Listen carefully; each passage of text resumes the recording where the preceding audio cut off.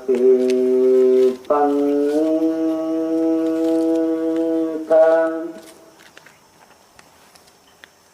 इस पथ चलते ज्ञानी जन, इस पथ चलते संत,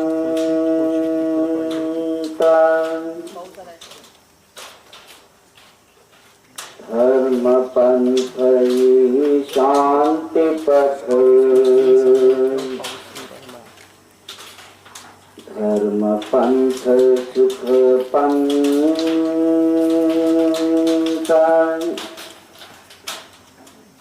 धर्म पंथ पर जो चले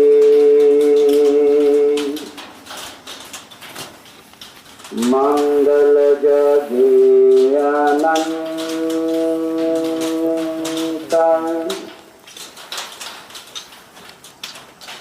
औ मानव मानवी चले धम्म के पंथ, कदम कदम चलते हुए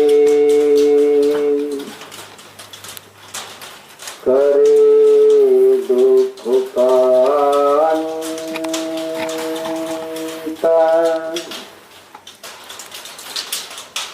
आते जाते सांस का रहे निरंतर ध्यान,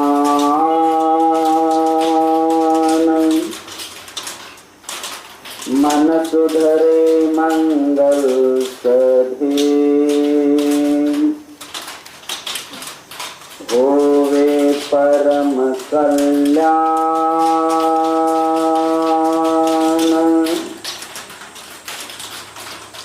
धर्म धर्म तो सब कहे, धर्म न समझे कोय,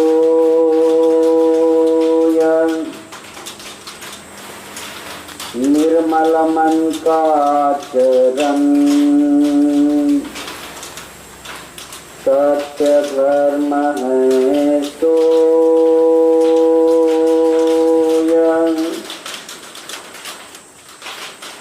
धर्म न हिंदू बौद्ध है,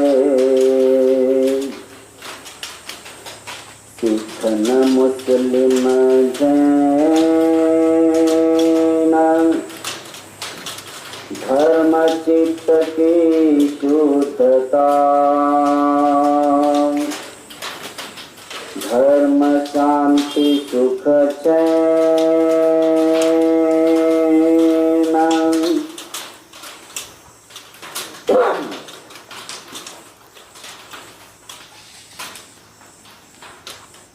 शिबिराच्या दुसऱ्या दिवसाची समापनाची वेळ आपण पूर्ण करत आहोत.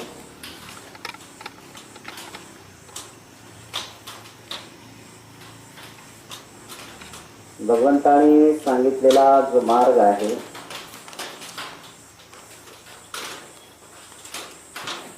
हा मार्ग आचरण युक्त आहे.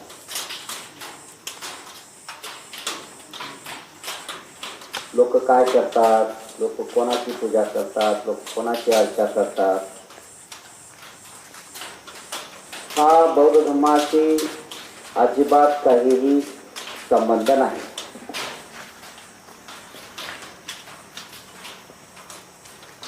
बुद्धाचा मार्ग याच्या पलीकडचा मार्ग आहे.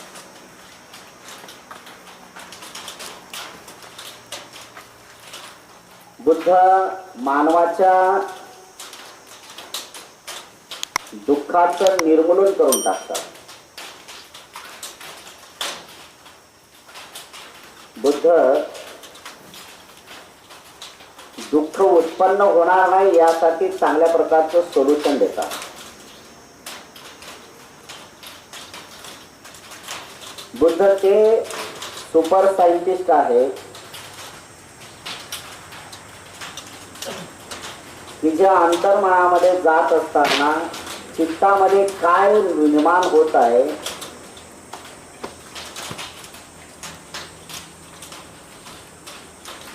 आणि ते काय निर्माण करत असताना त्याचा काय विपरीत परिणाम आपल्या मनपटलावर होतो, याच्यातून मुक्त करण्यासाठी भगवान बुद्ध ते शिकवण देतात.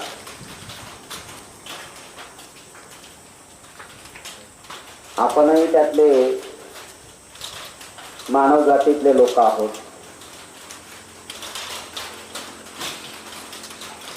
भगवंताची जर पूजाच आपल्याला करायची असेल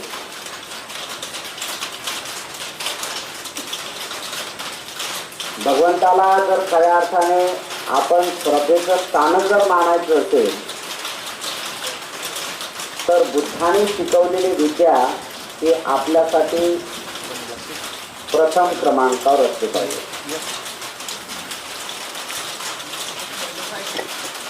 प्रथम क्रमांकावर यासाठी म्हणतो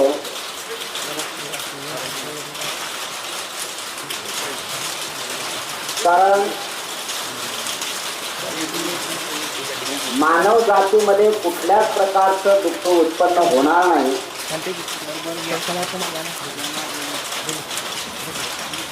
यासाठी त्यांनी जवळजवळ 6 वर्षाची खडतर तपश्चर्या केली.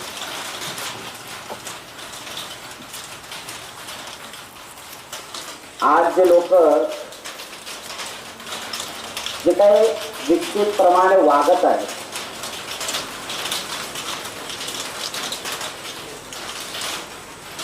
आज लोक जी भावना निर्माण करत आहेत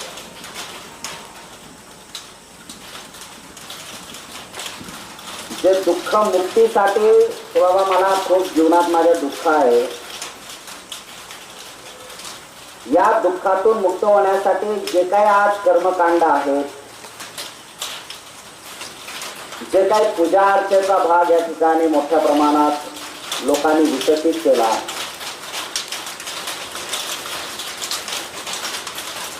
हा तर भाग भगवंताच्या हयातीत पण होता. म्हणजे आजचे ज्या टाईपचे लोक आहेत त्या टाईपचे लोक भगवंताच्या हयातीत सुद्धा होते. वेगळं तर असं काहीच नाही आहे. एक मात्र निश्चित आहे की ज्या बुद्धाने बोधिसत्वाने बुद्धत्व प्राप्त करण्या अगोदर माणसाची मानसिकता ज्यावेळेस आपण बघितली तर फार विचित्र मानसिकता होती. तुम्ही आपण खूप भाग्यवान लोक आहोत. तुम्ही आपण भाग्यवान यासाठी आहोत कारण आपल्याला शील समाधी प्रज्ञेचा अभ्यास करता येते. शील समाधी प्रज्ञेचा अभ्यास तर करता येते. काही लोकांना जर अभ्यास करता आला नाही तर हरकत नाही, पण शील समाधी प्रज्ञा आपल्या कुवतीप्रमाणे आपण निर्माण करून घेत आहोत आणि त्याप्रमाणे चालण्याचा प्रयत्न करत आहोत. जरी यापासून आपण कोसदूर जरी असलो तरी हरकत नाही, पण बुद्धाच्या शील समाधी प्रज्ञेचे शब्द आपल्यावर कानावर पडतात. भगवंताच्या हयातीच्या अगोदरचा असा भाग काहीच नव्हता. ज्यावेळेस बुद्धत्व प्राप्त करायचं होतं त्यावेळेस शील समाधी प्रज्ञेचा अभ्यास तर काहीच शिकलेले नव्हते. एवढं मात्र निश्चित आहे की त्याही काळातले लोक दुःखी होते आणि दुःखी असल्यानंतर त्यांनी दुःखाचं निर्मूलन करण्यासाठी, दुःखाचं शिक्षेत करण्यासाठी, दुःखातून मुक्तता साधण्यासाठी, समूळ नष्ट करण्यासाठी त्यांना एक मार्ग माहीत होता. आणि तो माहीत मार्ग असलेला जो होता तो असा होता की बाबा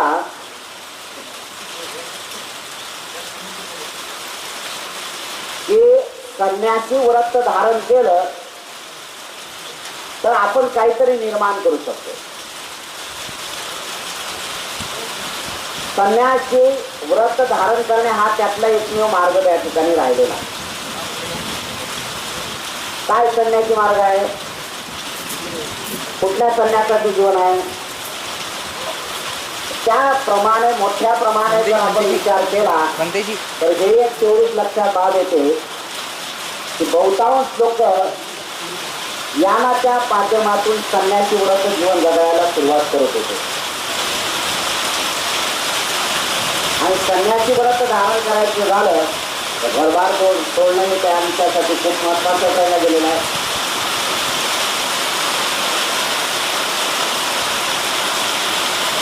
पण साध्य काय करायचं? संन्यासी व्रत धारण करायचं म्हणजे नेमकं काय करायचं? संन्यासी व्रताचा एक महत्वाचा भाग पुढे काय होईल?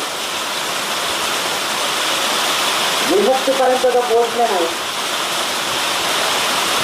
आणि विमुक्तीपर्यंत न पोहोचण्याचा मार्ग त्यांना सापडला नसल्यामुळे हे तेवढीच लक्षात गोष्ट होते की जन्ममरणाच्या चक्रातून जन्ममरणाच्या फेऱ्यातून त्यांना मुक्तता साधताच आली.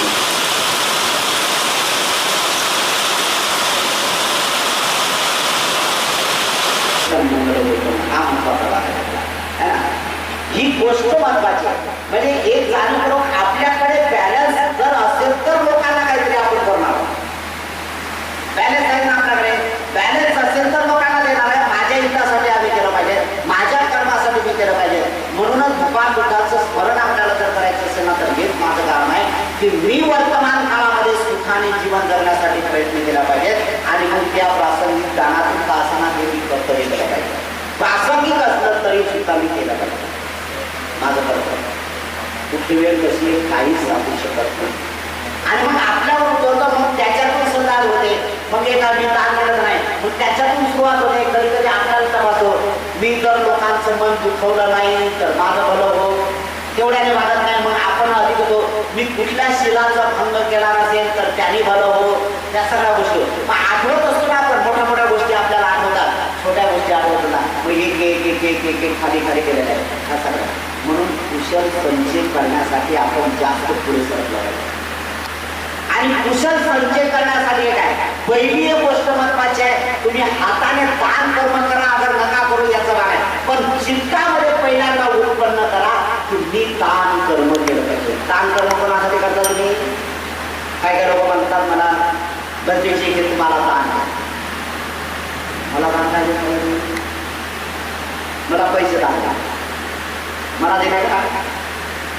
काल परवाला एक व्यक्ती माझ्याकडे आले म्हणजे म्हणजे रामने राया मग काय तुम्हाला दान मला काय दान मिळालं? सगळं तर रामने सांगण्यासाठी होत आहे मला काय. आणि कसाही विचार जर केला तर हे सगळं निर्माण झालेलं आहे कोणासाठी झालं? तुमचं दान तुम्हाला रिटर्न नाही. भलाय त्यातला मी काहीतरी उपभोग घेत असेल, भलाय माझ्यासाठी माझा काही उपयोग काहीच आहे. तर आता म्हणजे थोडंसं प्रायव्हेसी जर म्हटली तर माझ्यासाठी त्यांनी केलेलं आहे प्रायव्हेट. पण किती वर्ष ना मरणे की लालसा ना जीने की आस. मरण्याची लालसा आहे नाही, मेलो पाहिजे लवकर पटकन मेलो पाहिजे असं पण नाही. आणि जगण्याची आसही नाही, लय जगलो पाहिजे आपण लय जगलो पाहिजे. मागच्या पौर्णिमेला ते एकदा झालं ते आमच्या खंडारे बाबा रडतच बसले. सकाळी सकाळी पौर्णिमेच्या दिवशी चिंता झाला माझ्या. मी विचार केला की चिंचेचं झाड आहे ते दारोदार गुटीच्या म्हणजे घरून आणलं. दारोदार गुटी देते चिंता दिला ते गोड चिंच आहे. विशेष म्हणजे चिंच जे आहे ते गोड आहे. आपण आंबट चिंच आहे काय ते गोड चिंच झाड. विचार केला असं चिंतामध्ये बसतो आणि आला विचार की चिंच ज्यावेळेस मोठी होईल त्यावेळेस मी कुठं असणार आहे, मी तो मरेल. आणि मरता मरता गेलं अरे म्हटलं मेलं तर मग माझं काय हा विचार ना. हे सगळं निर्माण केलं एक थोडक्यात आहे. एवढं हे बिल्डिंग बांधली तेवढं ते सगळं केलं एवढं सगळा खटाटोप केला. हे खटाटोप केल्यानंतर हे सोडून तर जावंच लागत का नाही. पण हे सोडून जात असताना याचं समाधान मला ज्यावेळेस होते ते सगळ्यात महत्वाचं आहे की इथं येणारा माणूस हा धार्मिक वृत्तीवर निर्माण होतो. हे सगळ्यात महत्वाचं. मी अनेक लोक पाहिले त्यापैकी काही अशा महिला पण पाहिल्यात मी. काही काय अशा गोष्टी येतात की काही महिलांनी तर नवस केली नवस आणि सफरे झाले म्हणजे याचा अर्थ असा नाही की नवस करण्याचं ठिकाण भाव नाही त्याचा विचार नाही आहे. भाव नाही काय नवस केला 2 मुली झाल्या मला 3रा मुलगा होते मी बुद्धभूमीला 5,000 दिले. आल्या इथं वंदन केलं भजीची माझी एक इच्छा आहे. म्हणत काय तुमची इच्छा प्रतिच्छा पूर्ण म्हणजे ते बोल पाणीमध्ये विचितांग गणितांग तुझी वाक्यम किंपमेवं समेच्छन्तु सभ्ये पुरेन्तु चित्त संकल्पा छंदो पंढरसा. आता तिचं मला काय माहिती म्हणजे माझ्या इच्छा प्रतिष्ठा पूर्ण झाल्या पाहिजे. बरं ठीक आहे.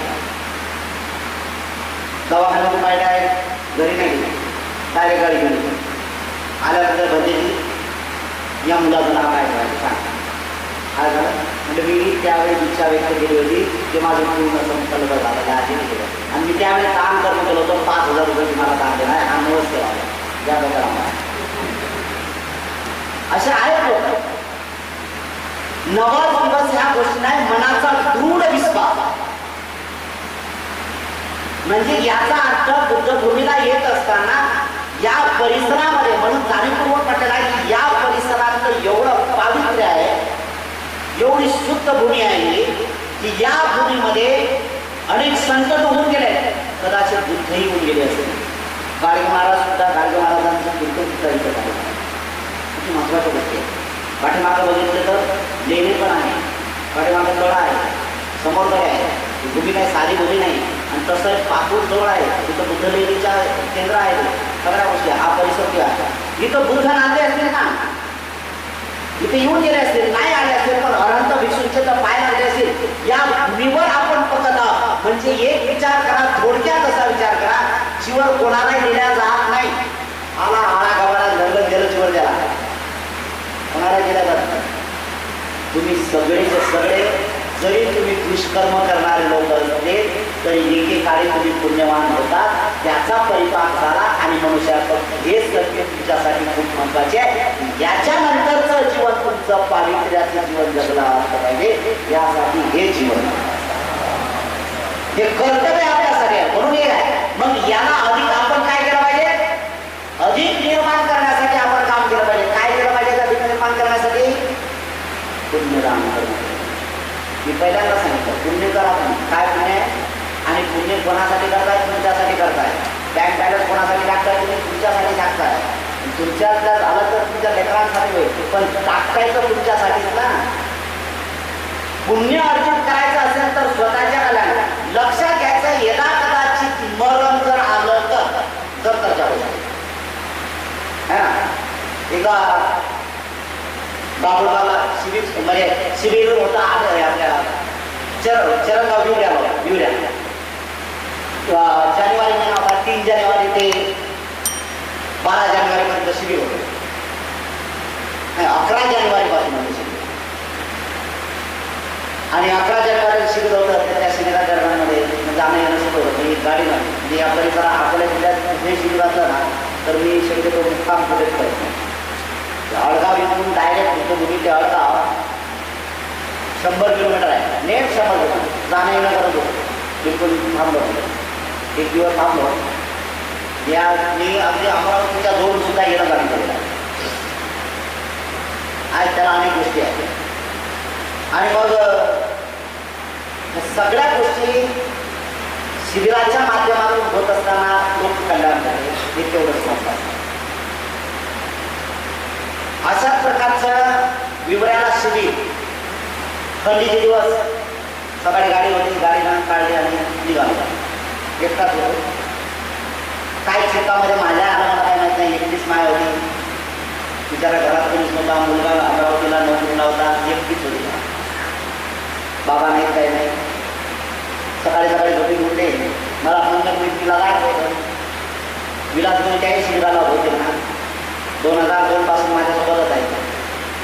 ते काही लवकर मिळत नाही. मरायला पाहिजे तर काय करायचं बरंच नाही ते तर मेलं पाहिजे म्हणजे याचा अर्थ मरून जगण्यासाठीच मरतो आपण. कशासाठी मरतो जगण्यासाठी मरतो. 12वीला असताना एक मराठीचा विषय होता मला आपण जगतो कशासाठी आणि ते मराठीचे चव्हाण सर होते त्यांनी विचारलं होतं सगळ्या पोरांना आपण जगतो कशासाठी. पाण्याचं जीवन म्हटल्यानंतर आगाऊपणा असते. कोणी कसे उत्तर दे कोणी कसे दे कोणी कसे दे. प्रत्येकाने मुलीने सुद्धा आपापल्याला एक पोरगा उठला तो म्हणले काही नाही कशासाठी जमतो म्हणले काही नाही मोठी बिल्डिंग असावी गाडी असावी बस सुंदर पत्नी मुलं बस आपण त्याच्यात असं झालं. तेच प्रश्न नंतर मी अनेक शिबिरात विचारले.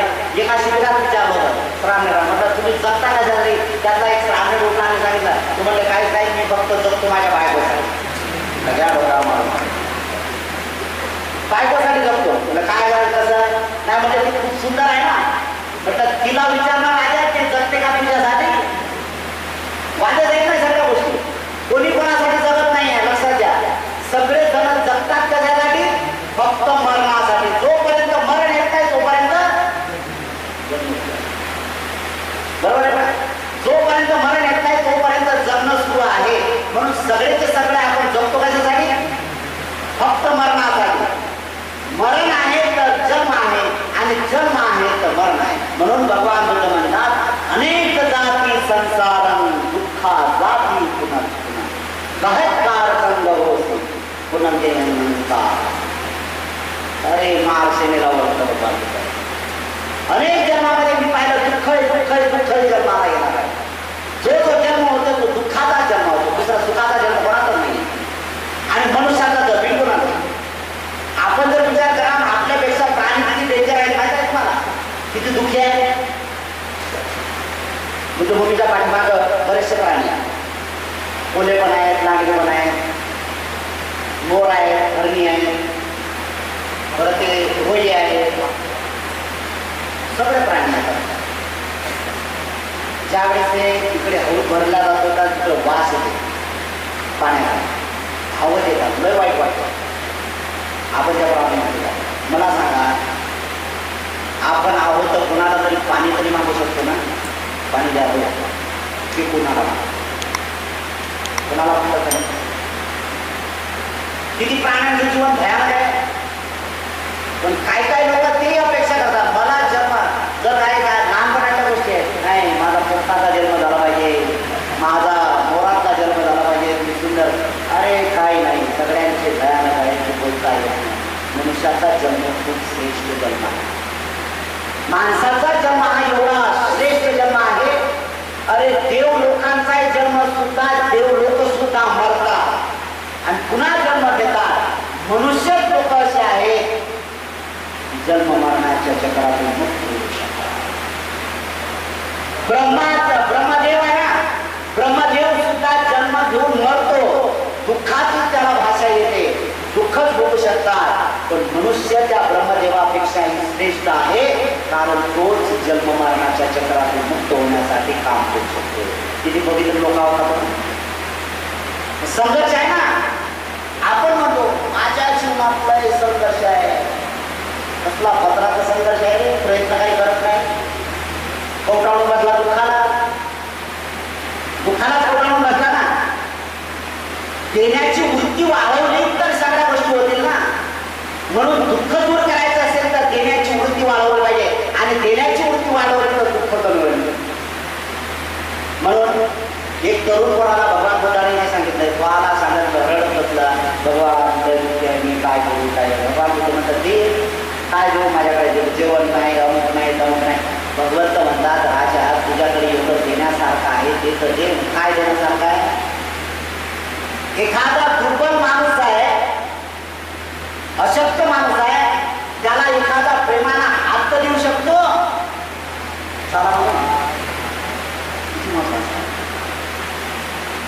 चला ठीक आहे, दुसरं काय करू शकत आहे? अरे तुझ्याकडे रक्त आहे ना, रक्तदान कर ना, एक दान होऊ द्या ना, रक्तदान कर. मी पण बरेच वेळा रक्तदान करतो. कोणाला कधी रक्त लागेल कोणाला काय माहित आहे. रक्तदान देण्याची वृत्ती वाढली पाहिजे.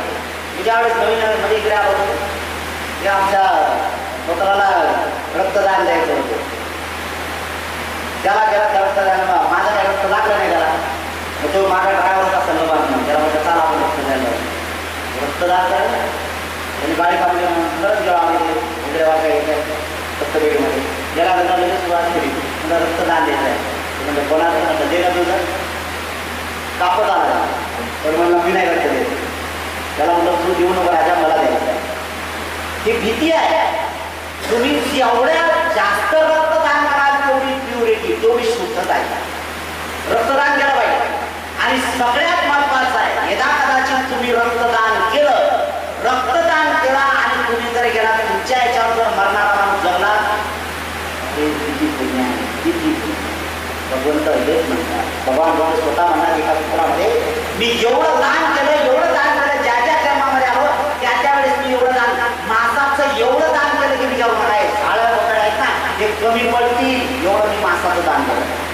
मी हाडांचं एवढं दान केलेलं आहे की हे जे पाळ आहेत ना हे पाळ सुद्धा कमी पडतील, त्यांची उंची कमी होईल एवढ्या उंचा हाळ माझं झालेला आहे. आणि यापेक्षा मी एवढं रक्तदान केलं की समुद्र कमी पडतील एवढं मी रक्तदान केलेलं आहे. भगवान बुद्ध स्वतः म्हणतात आपण कोणाला रक्तदान केलं दान आहे ना, तुझ्याकडे दान देण्यासारखं दान करते, रक्तदान कर. चला ठीक आहे, रक्तदान करता येत नाही तुम्हाला, तुझ्याकडे पाणीचा एखादा ग्लास एखादा बाहेरून माणूस आला तर सन्मानानं पाणीचा एक ग्लास आहे ते नाही, चला ठीक आहे नको देऊ पाणी, काय नको. एखादा माणूस बिचारा दुःखी आहे त्याला स्माईल तर दे एखादी चांगली, स्माईल येत नसेल तर दरी यायची नाराच्या दोरी, स्माईल आहे तो दिसला की एकदम बाळावा दिले चेहरा, अरे तोच तर दुःखी आहे बिचारा, तो दुःखी आहे, स्माईल तर एक छोटासा स्माईल आहे. अरे तुझ्या स्माईलमुळे त्याचं दुःख कमी होईल ना, तो बघितल्यानंतर अरे हा प्रसन्न वाटतो आज ते तुमच्याकडे आणि तो विचारणार खूप चांगल्या असतो त्याच्या जीवनात एवढा दुःख तर कमी करण्याचं आहे. भगवान बुद्ध म्हणतात माणसाकडे देश सुद्धा देण्याचा आहे. तरुणाला समजला आणि सांगितलं अरे माझ्याकडे खूप देण्यासारखं थोडा आहे काम आहे हा काही सगळं देण्यासारखं आहे, केलं तर होईना.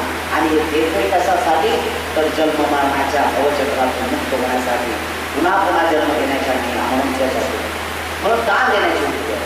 मरणाला घाबरण्याची गरज नाही, मरण कधी येईल कुठे येईल कशाने येईल आपल्याला मरणाच्या समस्ये काय करायचं आहे, मरण तर कधी येणार आहे त्यासाठी तत्पर राहणार आहे. पण मरणाची भीती वाटते ना प्रत्येकाला, मरणाची वाटते का भीती. मला जर म्हटलं सकाळी सकाळी तर कुठल्या दार उघडला आणि सगळ्या या जय भीम लवकर मरा नाही का माझी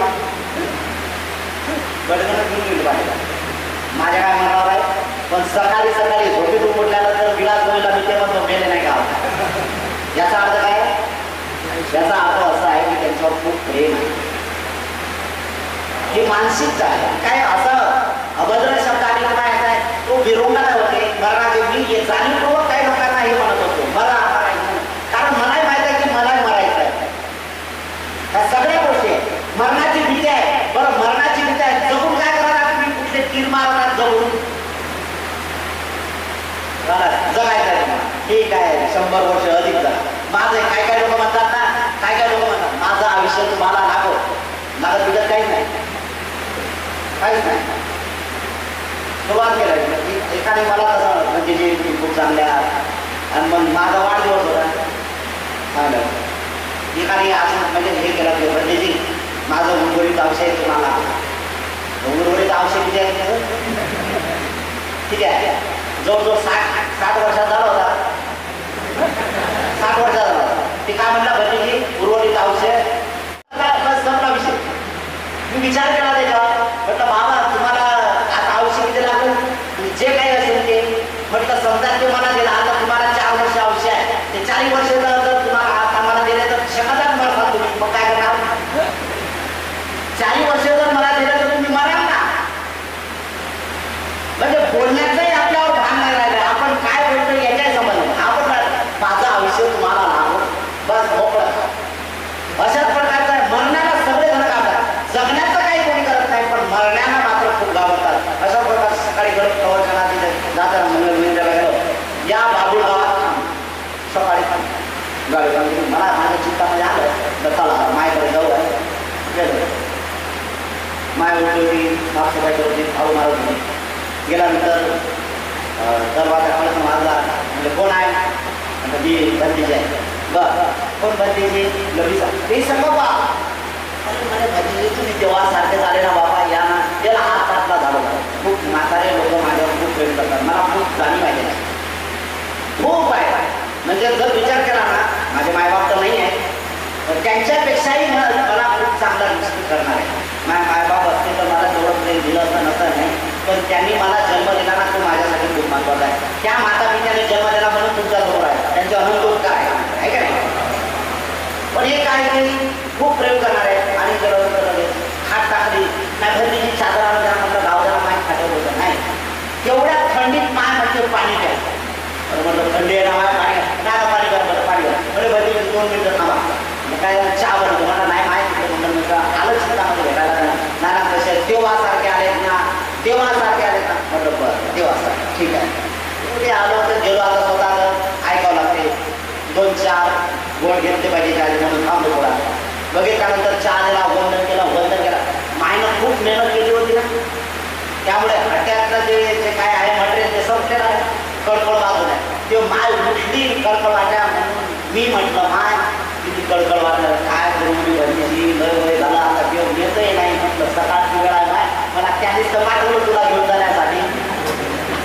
म्हातारी घाबरली ना एवढी घाबरली की विचार म्हटलं भरतीची काय होता तर त्यांनीच पाठवलं तू काय करू आता नेतोय ना म्हणजे न्यायासाठी चालू राहता काय ना म्हणजे माझा लेख तिकडे आहे नातू आहे त्यांना जमतोय कळवलं पाहिजे ना. अरे मग बोलतात कशाला बोलण्या ह्या सगळ्या गोष्टी महत्वाच्या आहेत. हे काय लक्षात घेणं गरजेचं आहे की मरावं लागेल मात्र सगळ्यांना कोणी तिथं वाचण्यासाठी आलेलं नाही.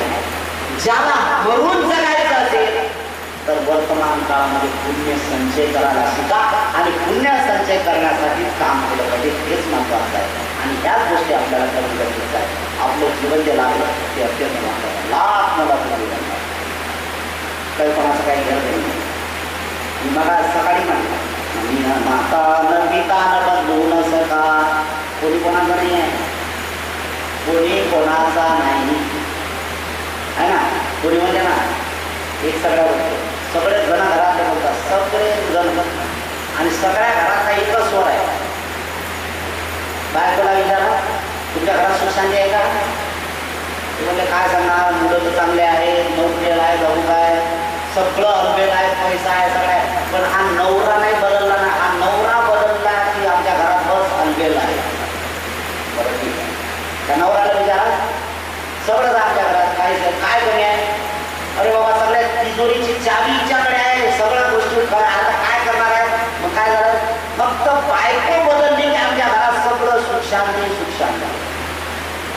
नवरा म्हणते बायको बदलली पाहिजे बायको म्हणते नवरा बदलला पाहिजे आणि त्या लेकराला विचारा ते म्हणता काय नाही काय बाप बदललं की आमच्या घरात सगळं चांगलं आहे.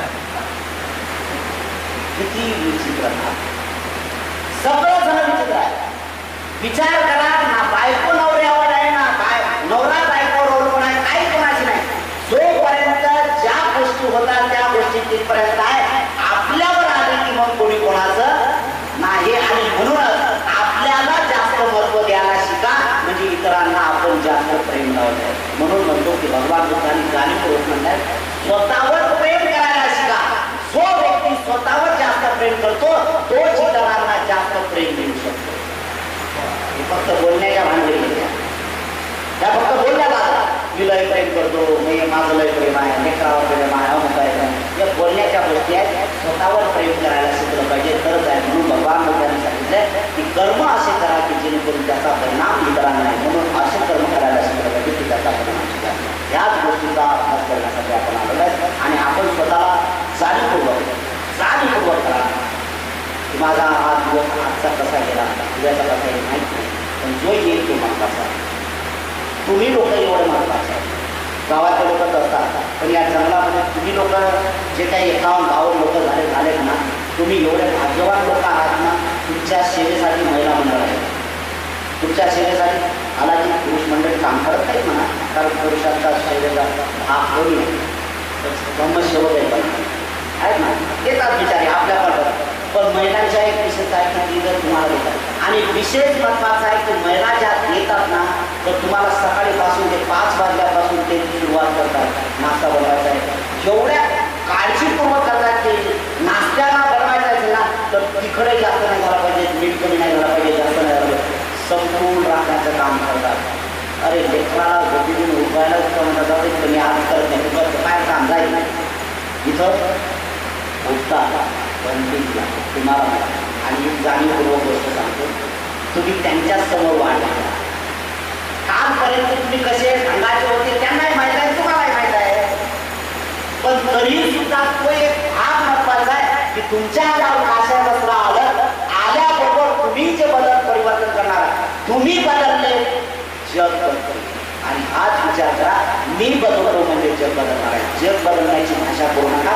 स्वतःपासून जग बदलायला सुरुवात होईल यासाठी महत्त्वाचं आहे. म्हणून या ठिकाणी आपण जे काही प्रवचनाच्या माध्यमातून ऐकलं एक निश्चित आहे की आपण शिकण्यासाठी आहोत आणि शिकण्यासारखंच काम अधिक महत्त्वाचं काम हळूहळू आपल्या प्रवचनाच्या माध्यमातून शिकता येईल. त्यासाठी जाणीवपूर्वक आपल्याला जेवढा वेळ आहे आपले जेवढे दिवस राहिले आहेत महत्त्वाची गोष्ट एक आहे की तुमचे जे अमानत जमा केलेले आहेत रोज जमा केलेले आहेत.